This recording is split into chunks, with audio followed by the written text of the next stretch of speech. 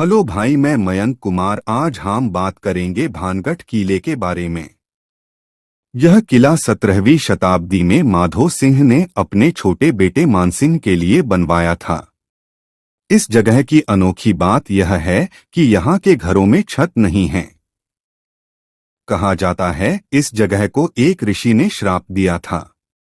लोगों का यह भी कहना है कि अगर आप यहाँ के घरों की दीवारों के पास अपने कान लगाएंगे तो आपको भूत और आत्मा की आवाज सुनाई देंगी।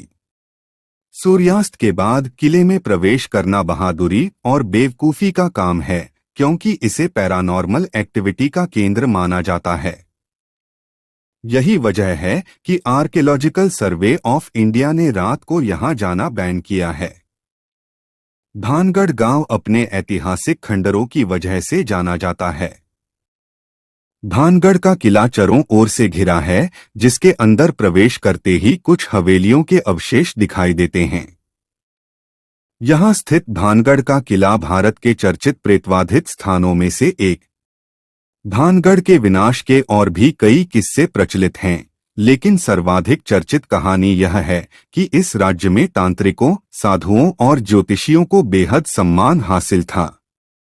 महाराजा छतर सिंह की रानी रत्नावती तीतरवाड़ा की बेटी थी। वह बेहद रूपवती तो थी ही, तंत्र मंत्र की विधाओं में भी पारंगत थी।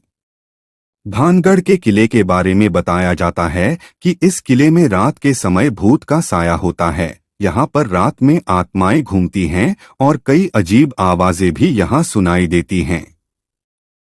भानगढ़ किले को लेकर यह भी कहा जाता है कि जो कोई भी रात में किले में प्रवेश करता है वह सुबह वापस नहीं लौट पाता।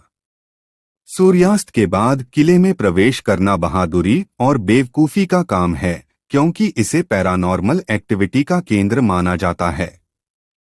यही वजह है कि आर्कियोलॉजिकल सर्वे ऑफ इंडिया ने रात को यहां जाना बैन किया है। ऐसा कहा जाता है कि भानगढ़ की राजकुमारी रत्नावती बहुत सुंदर थी और इसी सुंदरता पर एक तांत्रिक भी फिदा था। जिस दुकान से राजकुमारी के लिए इत्र जाता था, वह उस दुकान में गया और उस बोतल पर जादू कर दिया जो राजकुमारी के लिए भेजी जाने वाली थी। राजकुमारी को बोतल मिली तो सही, लेकिन एक पत्थर पर गिरकर टूट गई। जादूगर ने ऐसा जादू किया था कि इत्र लगाने वाला उसे, जादूगर को, प्यार करने लगे। अब इत्र पत्थर को लगा था तो पत्थर ही जादूगर से प्यार में उसकी ओर चल पड़ा। पत्थर ने जादूगर को कुचल दिया, लेकिन मरने से पहले उसने भानगढ़ की बर्बादी का श्राप दे दिया। कुछ वक्त के बाद एक युद्ध हुआ जिसमें भानगढ़ तबाह हो गया और यहाँ रहने वाले सभी लोग मारे गए।